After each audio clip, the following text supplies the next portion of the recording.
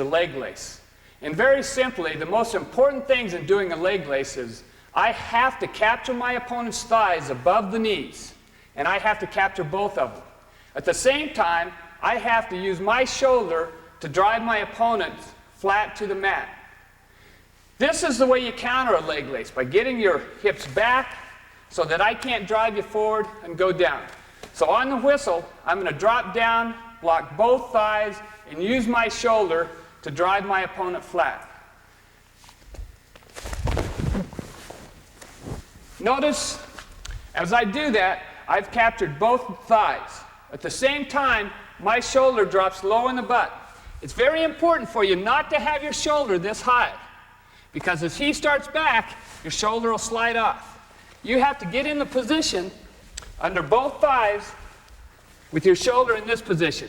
Also very important, in this position right here, I don't want to stay on my knees. I want to be on my feet here. So now that if he tries to come to a base, I have pressure on him forward. He's not able to crawl forward, and he can't come up to a base. Right? The next important thing on a leg lace. A leg lace, very simply, is a half Nelson. It's a half Nelson down on the legs. It's either a half Nelson, like this, or a reverse half, where you're coming up this way. Anytime you can reach across and half your opponent's leg, you can do a leg lace. And on this technique, we call this a Zeke roll. And the reason we call it a Zeke roll is because Zeke won the world championships with it. A lot of people use the technique, but Zeke Jones won the world championships with it, so we call it a Zeke roll. So as you drive your opponent and you've captured both thighs, all I have to do is do a half Nelson on one of the legs. As soon as I can get that half Nelson on the leg, then I can roll in that direction. So it looks like this.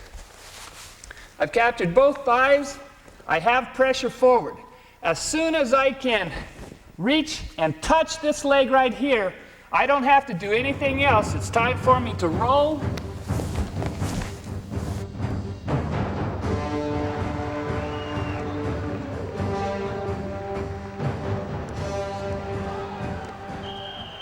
The next leg lace we're going to work on is a scoop leg lace, where you use a reverse half on your opponent's legs. Everything starts out the same. You have to have good shoulder pressure. You have to capture both thighs. You have to be up on your feet, so you keep pressure on your opponent. You keep his hips pinned down. But when you do this technique, it's very important, once you make contact with the leg, that you use your bottom leg and scoop his knee up, and then work into a scoop leg lace. Let's come all the way up.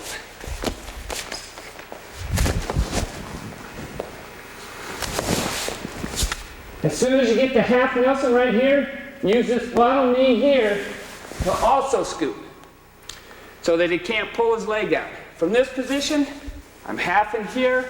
I have his feet trapped up on my thigh and legs. From this position now, I'm going to raise up and cartwheel.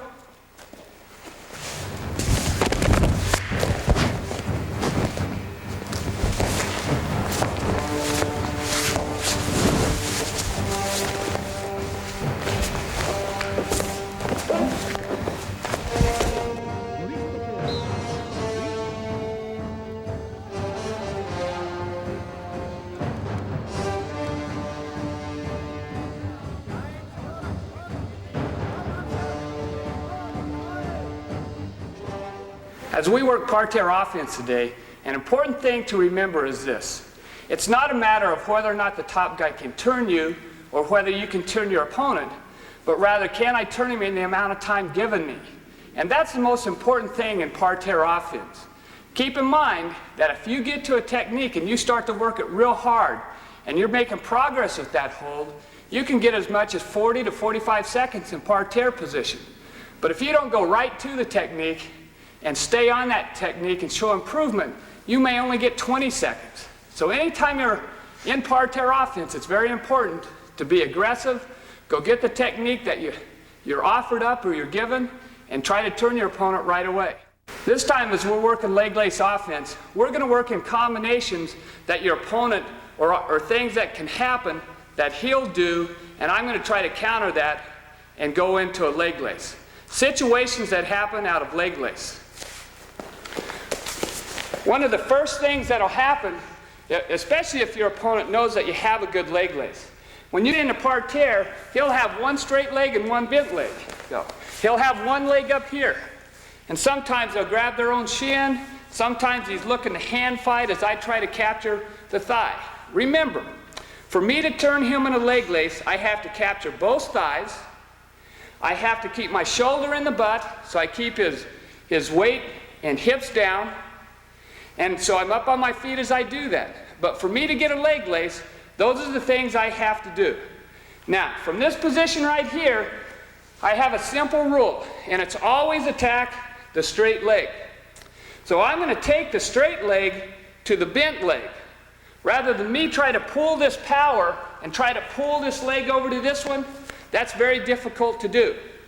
So, parterre, I drop my shoulder down, and one very important thing, because I have to capture both thighs, one simple way to capture this leg, my hands are free, but I have to capture his thighs. I'm going to straddle this leg, just like this.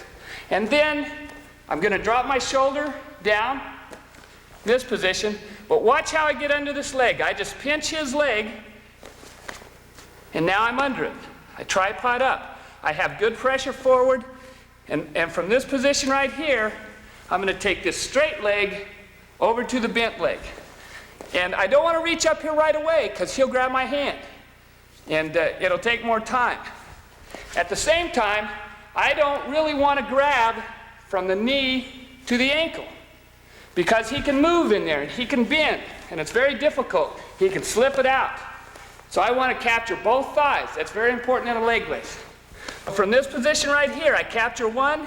Now from this position, I'm going to walk this leg to this leg, and watch what happens to his hips as I drive him down.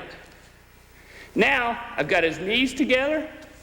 I've got both thighs now, and I'm in good position to either do a roll or a scoop leg lace. From this position right here, now I'm going to go deep. Notice as I go deep here, I don't want this position here. I actually would rather be up on the knee, as deep as I can get, armpit deep.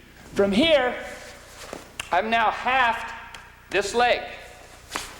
As soon as I can touch it, that's the same as a half Nelson. From there, I step out and scoop.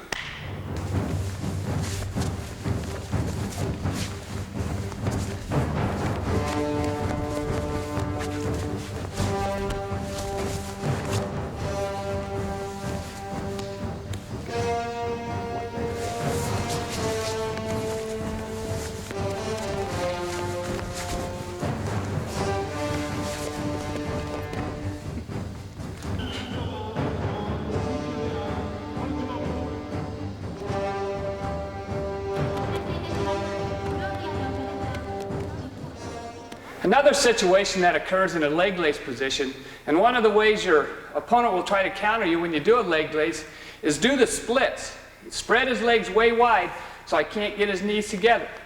Remember, I have to have my shoulder into the butt, and I want to capture both thighs. But say off the whistle, off the parterre start, I only capture one, and then he does the splits with the other one. And he's in this position. One of the first things I want to do is, again, same philosophy, attack the straight leg. Again, this is the straight leg. I'm already under the thigh here.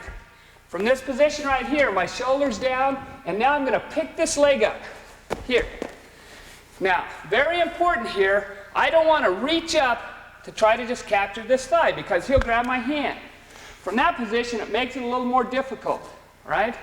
So before I reach for this thigh, I'm going to jam my opposite shoulder into his butt. And one thing that wrestlers won't allow to happen is for their face to hit into the mat. So as I tackle his butt by driving this shoulder, watch his head go forward. Remember, I'm not circling. I'm going to tackle this thing straight on, and I don't reach the thigh until I've cleared this hand. Now, from this position, I'm right back to the original lace. My shoulder's low, I've captured both thighs, and then I can go into a Zeke roll or a scoop lace. So it looks like this.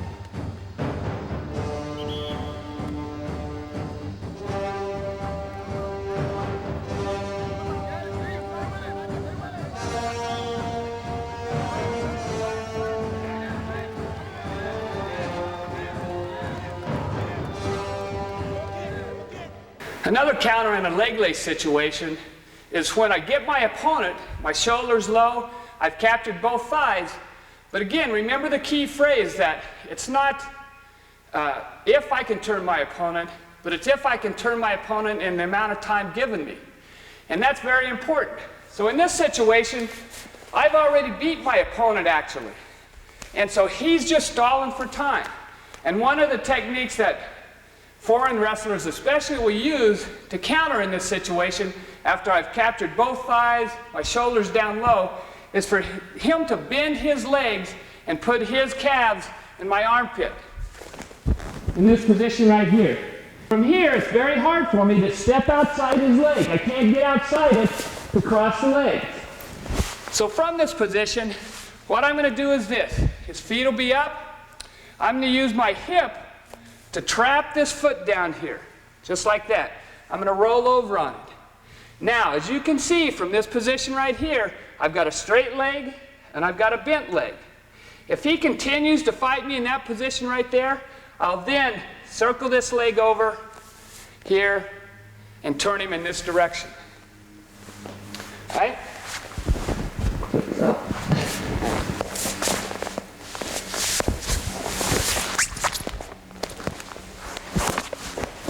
Okay, in this situation, this time